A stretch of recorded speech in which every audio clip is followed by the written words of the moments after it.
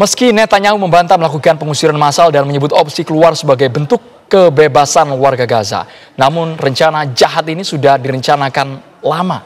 Hamas menuding sikap keras Israel membuat perundingan menjadi alot. Untuk membahasnya sudah bersama saya saat ini pakar hubungan internasional Universitas Indonesia, Mas Agung Nurwijoyo. Mas Agung, sangsikah ini merupakan bentuk kebebasan warga Gaza kalau bahasanya Netanyahu, bukan merupakan pengusiran mereka dari tanah asalnya? Saya rasa ini bentuk pengusiran. Ya, jadi saya sanksi dengan apa yang kemudian dinyatakan Netanyahu sebagai bentuk kebebasan. Pasalnya memang ucapan itu kemudian keluar di tengah-tengah pembicaraan usaha gencatan senjata, itu satu. Tapi di saat yang bersamaan serangan itu senantiasa terus dilakukan. Bertubi-tubi sampai sekarang. Bertubi-tubi sampai sekarang. Bahkan kalau kita lihat rentangnya dari hari Sabtu, Minggu sampai dengan hari Senin, terus sampai hari ini terus meningkat eskalasinya gitu ya. Di tengah-tengah pembicaraan perdamaian yang terus kemudian dilakukan. Berarti memang secara kekerasan terstruktur senantiasa dilakukan oleh Netanyahu dan membuat bahwa yang namanya Gaza itu sebagai kawasan yang tidak bisa dihuni seperti itu. Nah, makanya kemudian kan ada ide yang kemudian keluar dari beberapa menteri-menterinya Netanyahu, misalnya cerita masalah humanitarian city atau segala macam. Artinya memang secara terstruktur ada kekerasan yang senantiasa dilakukan untuk menciptakan dan mendorong orang-orang Gaza itu untuk keluar. Makanya kemudian ketika pembicaraan di Washington kan ada ide terkait dengan relokasi kemudian kembali muncul. Padahal ide relokasi itu tidak muncul ketika dalam poin pembicaraan gencatan senjata. Poin pembicaraan gencatan senjata hanya bicara yang utamanya hanya 2 poin besar. Bicara tentang 60 hari gencatan senjata, dan yang kedua bicara tentang pengembalian sandera.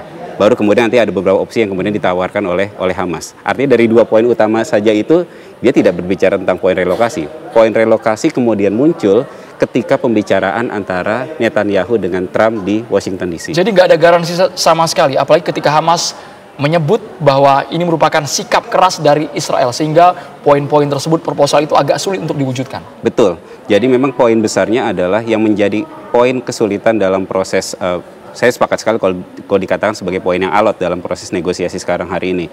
Karena memang untuk poin pengembalian sandera, saya pikir itu sudah relatif clear sebenarnya. Hamas pun sudah sepakat untuk akan mengembalikan 10 sandera plus 18 mayat seperti itu untuk dikembalikan ke Israel. Walaupun memang belum clear juga berapa jumlah tawanan Palestina yang akan dikembalikan oleh Israel. Itu belum ada numbers, belum bicara sampai poin masalah angka. Nah, tapi yang belum sampai sampai sekarang belum selesai untuk kemudian dibicarakan adalah misalkan poin keinginan Hamas agar Gaza Humanitarian Foundation atau lembaga khusus yang memang menangani urusan masalah bantuan itu dihapus. Ya, keinginan Hamas kan demikian, karena memang bahkan menurut Tom Fletcher, kepala kemanusiaan PBB di Gaza, menyatakan bahwa keberadaan Gaza Humanitarian Foundation itu justru menjadi alat politik dan militer Israel. Gitu kan, bahkan banyak sekitar 700 warga Gaza tewas di sekitar GHF tersebut. Gitu. Jadi poin keras ini poin yang mana, Mas? Apakah Israel meminta pelucutan senjata Hamas harus keluar dari tanah Gaza? Apakah itu yang tidak akan pernah terjadi sama sekali? Poinnya adalah begini, Pak. Yang paling sulit ketika kita bicara masalah perang adalah kedua belah pihak merasa sebagai pemenang dalam perang. Ya, itu paling sulit, baik Hamas maupun Israel. Nah, dalam poin ini, keinginan Israel dalam poin terhadap Gaza adalah kalau kita bicara masalah gencatan senjata, Netanyahu bagaimanapun juga kita melihatnya sebagai insan politik. Dia akan senantiasa butuh political leverage dalam konteks domestik. Dia butuh garansi ya dari Trump juga sebenarnya, karena dia menghadapi berbagai macam tuntutan-tuntutan secara domestik. Tapi kembali lagi pada poin yang tadi adalah ketika kita bicara masalah Netanyahu sendiri, bicara gencatan senjata itu bicara tentang penyelesaian perang atau konflik dalam waktu singkat. Maksud saya adalah dia tidak akan berbicara tentang the end of war, berhentinya perang. Keinginan Hamas salah satu poinnya adalah kemudian ditawarkan bagaimana sampai dalam 60 hari itu juga nanti bicarakan juga perihal masalah berakhirnya perang. Buat Netanyahu berakhirnya perang maka berakhir juga Netanyahu. Makanya kemudian Netanyahu membutuhkan mendapatkan garansi dari Amerika Serikat bahwa... Sebentar, Mas, berakhirnya perang artinya berakhirnya Netanyahu. Bukankah media asing saat ini memberitakan ruang negosiasi Netanyahu sudah mulai melunak? Poin itu betul, tapi poin yang harus kemudian kita lihat adalah Netanyahu ini menghadapi masalah domestik yang tidak mudah sebenarnya. Ya, dalam konteks ini adalah misalkan Netanyahu dihadapkan pada berbagai macam tuntutan secara domestik. Domestik memang 70% menginginkan selesai peperangan itu selesai, ya. Tapi Netanyahu secara personal ada aspek bagaimana dia menyelamatkan dirinya sendiri. Dia menghadapi berbagai macam tuntutan. Ada tuntutan 1.000, 2.000, 4.000. Nah, tuntutan pengadilan, tuntutan kasus korupsi, tuntutan kasus penyuapan dan segala macam. Sehingga memang ada isu juga bahwa dia meminta Trump untuk kemudian melakukan negosiasi dengan Isaac Herzog agar bisa melakukan pengampunan. Karena Netanyahu ini kan juga pengen maju juga nanti di election berikutnya. Artinya ketika perang itu selesai, dia harus mendapatkan kredit yang lebih tinggi. Kalau perang itu di end of war, kalau gencatan senjata itu kan sifatnya sementara, kayak tadi saya bilang. Tapi kalau perang itu benar-benar selesai, berarti dia membutuhkan satu legitimasi yang begitu kuat secara domestik. Dan yang kedua, goals dari Netanyahu dalam konteks perang Gaza ini kan yang pertama adalah ya eliminasi terhadap kekuatan Hamas. Itu yang paling utama senantiasa diinginkan oleh Netanyahu. Nah, kalau eliminasi Hamas, khususnya masalah misalkan poin pelucutan senjata itu tidak bisa dilakukan, tentu ini kerugian besar sebenarnya bagi Netanyahu sendiri. Jadi kultur survivalnya itu sangat kuat kemudian dimiliki. Berarti konteks melunak itu belum terjamin sama sekali? Saya pikir belum. Dari sudut pandang Netanyahu? Tergantung dari syarat dan ketentuan. Apakah makanya kemudian ketika kita bicara pembicaraan gencatan senjata hari ini, kita bicara di dua level, Mas. Pertama, level Qatarnya sendiri. Maksudnya pembicaraan yang dilakukan antara delegasi Hamas, Israel yang dilakukan di Qatar. Tapi juga ada level berikutnya harus kemudian kita lihat. Pembicaraan apa yang kemudian dilakukan di Washington DC-nya. Gitu ya, di Amerika Serikat antara Netanyahu dengan Donald Trump itu sendiri.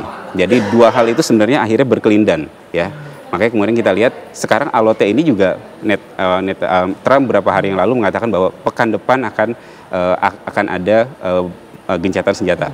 Tapi ternyata ada statement lagi kan 1-2 hari terakhir yang menyatakan bahwa ini pembicaraannya tidak mudah. Jadi kita harus nunggu 1-2 pekan lagi. Jadi pelibatan Qatar Mesir rasanya belum terlihat efektivitasnya sama sekali sampai sekarang, Mas. Qatar dan Mesir efektif dalam konteks pembicaraan poin-poin detailnya. Ya, poin-poin detail yang tadi kita bicarakan, poin 60 hari, yang kedua juga poin bicara masalah pertukaran sandera, yang dua utama yang ditawarkan oleh Amerika Serikat. Tapi dalam pembicaraan perdamaian itu kan pihak-pihak yang berkonflik akan senantiasa punya demand, punya tawaran-tawaran tertentu. Makanya kemudian yang ditawarkan oleh Hamas tidak terkait dua ini saja, tapi juga ada tawaran perihal masalah GHF itu dihapuskan. Lalu yang berikutnya permintaan dari kelompok Hamas adalah penarikan mundur pasukan Israel, yang itu kemudian tidak mudah buat Israel untuk tarik mundur, berarti simbol kekalahan buat Israel. Saya cukup kaget ketika Mas Agung mengatakan gencatan senjata 60 hari pun sulit diakomodir, apalagi secara permanen perang berakhir. Betul. Itu sesuatu hal yang tidak mudah untuk kemudian dilakukan. Apalagi kemudian saya melihat dengan kulturnya Netanyahu dalam beberapa waktu terakhir, yang ingin dilakukan Netanyahu apa yang kemudian kita sebut dengan perpetual war, perang tiada akhir. Karena ketika perang itu berakhir, tentu kerugian akan diterima oleh Netanyahu. Ya, dia akan menerima tersebut kalau kemudian ada jaminan bahwa secara domestik dia akan tetap survive, gitu ya. Jadi Israel dalam konteks negara, kita akan melihat dia ada struktur dominan di kawasan, tapi kita melihat juga Netanyahu sebagai satu instrumen di dalam Israel yang memang punya unsur survivability. Dia harus survive secara entitas politiknya. Maka ini yang kemudian akhirnya kita akan melihat sesuatu kepentingan yang berkelindan antara kepentingan Netanyahu untuk menyelamatkan dirinya sendiri, tapi di sisi yang lain dia juga membawa nama Israel untuk punya struktur dominan terhadap Palestina itu sendiri. Bisa tidak saya katakan bahwa Israel dalam konteks gencatan senjata akan kembali ingkar? Karena perundingan belum tuntas pun mereka terus menggempur wilayah Gaza. Saya rasa pelajaran hal itu semenjak tahun kita belajar dari tahun 48 dengan berbagai macam kesepakatan, Israel lebih banyak menjadi aktor yang melanggar kesepakatan perdamaian. Ya, jangankan kemudian saya ambil dari tempat 8 lah.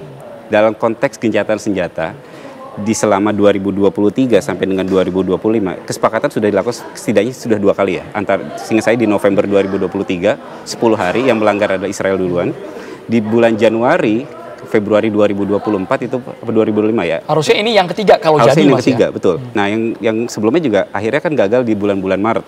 Ya, di bulan Maret 2025 pun gagal.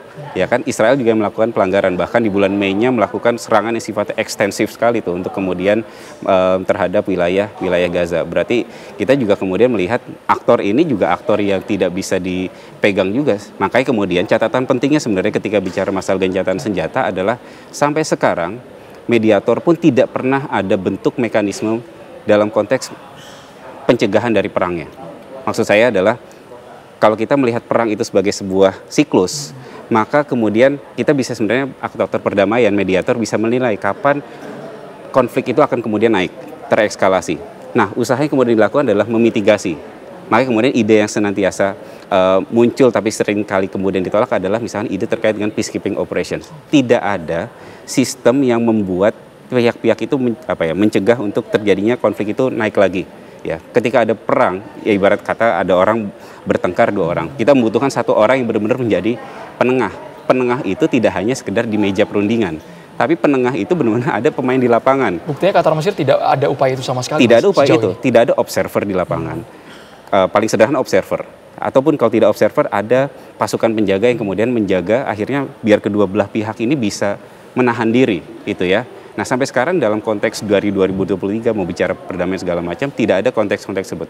Saya hanya mendengar sekali ide terkait dengan model pasukan seperti itu. Selain yang Pak Prabowo bilang ya, dan usulkan. Tapi secara proposal, saya hanya mendengar itu di proposal Liga Arab dalam konteks relokasi Gaza. Meskipun proposal tersebut akhirnya kandas. Mas Agung, kalau saya tarik ke sisi militansi Hamas, apakah Hamas membuka ruang negosiasi seluas-luasnya daripada berdampak kepada kejahatan perang yang dilakukan Israel kepada warga sipil di Gaza? Saya pikir dengan kemudian berbicara gencatan senjata yang terakhir ini, bagaimana kemudian Hamas masuk ke meja perundingan, saya pikir ada intensi untuk menurunkan tensi peperangannya. Ya, dalam konteks ini bahkan kita nggak bisa memungkiri juga sebenarnya di Gaza pun sudah habis-habisan ya, seperti itu.